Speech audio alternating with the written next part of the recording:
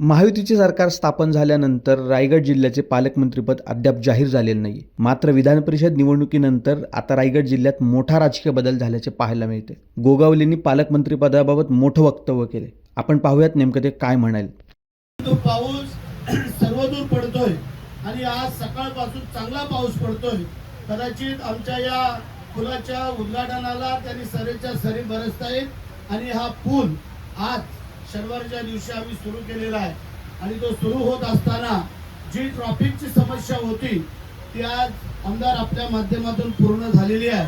3 वर्ष या पुलाला लागली, परंतु पूल पण व्यवस्थितरित्या बांधलेला आहे आणि त्याला जवळजवळ 6,30,00,000 रुपये एवढा निधी 3 वर्षापूर्वी मला वाटतं एकनाथ शिंदे साहेब मुख्यमंत्री असताना त्यावेळेला मान्यता दिलेली होती आणि हजारो कोटीची कामं आमच्या थोरवेनी साहेबांकडे आणले. माझ्यापेक्षा थोडी जास्तच कामं आणतो, कारण MSRD आहे ना तुमच्याकडं, MSRD आणि या सगळ्या माध्यमातून आणि स्वतः खासदार आहेत. तर म्हणजे असो, ज्या ज्या गावाला ज्या ज्या समस्या होत्या त्या देण्याचं काम त्यावेळेला एकनाथ शिंदे साहेब आणि आता देवेंद्रजी यांच्या माध्यमातून होत आहेत. कारण या सत्तेमध्ये आता आम्हाला संधी मिळालेली आहे आणि आता आप्पांनी सांगितलं, आपण रोजगार हमी योजनेचं आता नामांतरण झालेलं आहे आणि VBG रामजी या नवीन संकल्पनेतून हे आपल्याला आपण आता कामं करतोय. आमच्या माध्यमातून आपण तुम्हाला आजच निमंत्रण देतो. मंगळवारी कार्यशाळा आम्ही ठेवलेली आहे आपल्या VBG रामजीची. आमची कार्यशाळा केंद्राने परवा आमची घेतली 29 तारखेला शिवराज सिंग चौहान साहेबांच्या माध्यमातून.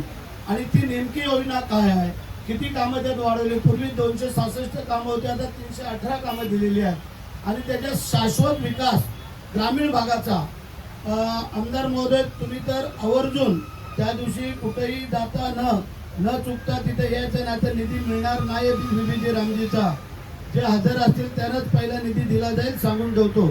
त्याचं कारण आहे, कारण ही जी आमच्या माध्यमातून काम आहेत आणि आम्हाला तरतूद पण केली. त्यांनी 4,420 कोटीची तरतूद केलेली आहे आणि आपल्या स्टेट गव्हर्नमेंटचे पैसे असे मिळून जवळजवळ 6,000 कोटी रुपये या वर्षाला आपल्याला वापरायला मिळतील.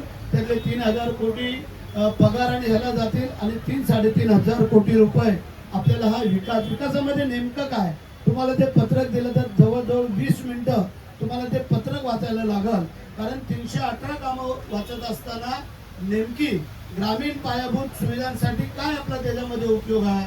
त्यामध्ये थोडक्यामध्ये सांगतो भाऊ आप्पा, की त्याच्यामध्ये ग्रामपंचायत कार्यालय, अंगणवाडी, बालवाडी, शाळागृह, स्मशानगटा, सिमेंटचे बंधारे, त्यानंतर शेतीची सर्व कामं, फुल लागवड, फळ लागवड, त्यानंतर भाजीपाला, या सगळ्या कामांचा त्याच्यात समाविष्ट केलेला आहे. त्यानंतर पूर्वी 100 दिवसांचा रोज होता, आता तो 125 दिवसांचा केलेला आहे आणि उरलेला जो काय रोज आहे तो आम्ही गव्हर्नमेंट आपल्या महाराष्ट्र शासन देणार. पूर्वीचा रोज होता जो 297 रुपये, तो आज त्यांनी केला 317 रुपये. त्यामध्ये आणखीन आम्ही वाढ करून तो 350 ते 400 रुपयाच्या जवळपास रोज कसा दिला जाईल हा आम्ही विचार करतो. आणि ज्या गरिबांना, आदिवासी बहुल पाड्यांना, ह्या लोकांना हा व्यवस्थितरित्या त्यांना रोजगार मिळेल आणि तुमची कामं होतील. आजची काम, आज पाऊस आहे, आत्ता आम्हाला इथून म्हाडला जायचं आहे, आपण कुठे जायचं आहे, पुण्याला जायचं आहे.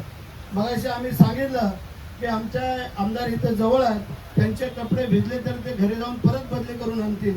आमचे भिजले तर अंगावरती सुकत म्हाडला जावं लागल, म्हणून त्यांनी आधी ह्याची व्यवस्था केली शेडची, त्याबद्दल त्यांना धन्यवाद देतो. आणि आज मोठ्या संख्येने शिवसेना, भारतीय जनता पार्टी, RPI, काही मंडळी जर इतर काय पक्षाचे आले असतील, आमचे मित्र पक्ष, हळूहळू आम्ही जॉईन करतोय. बघूया आगे क्या होता है.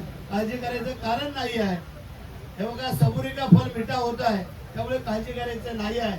आम्ही थांबलो ना 1.5 वर्ष, की आम्ही ज्या गोष्टीची वाट पाहत होतो, आम्ही सगळे जवळ आलो आणि आता ते पद पण तुम्हाला येत्या 1-8 दिवसामध्ये डिक्लेअर केलं जाईल. काळजी करायचं कारण नाही आहे.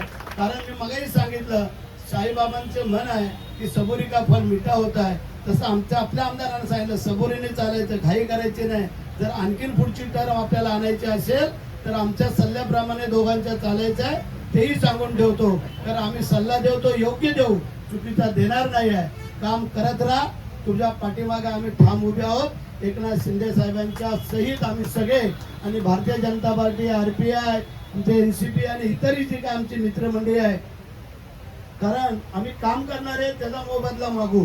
कारण आम्ही काम करतोय त्यावेळेला आम्ही 5 वर्षांनी तुमच्याकडे आशीर्वाद मागतोय, आम्ही त्याचाच मोबदला मागू.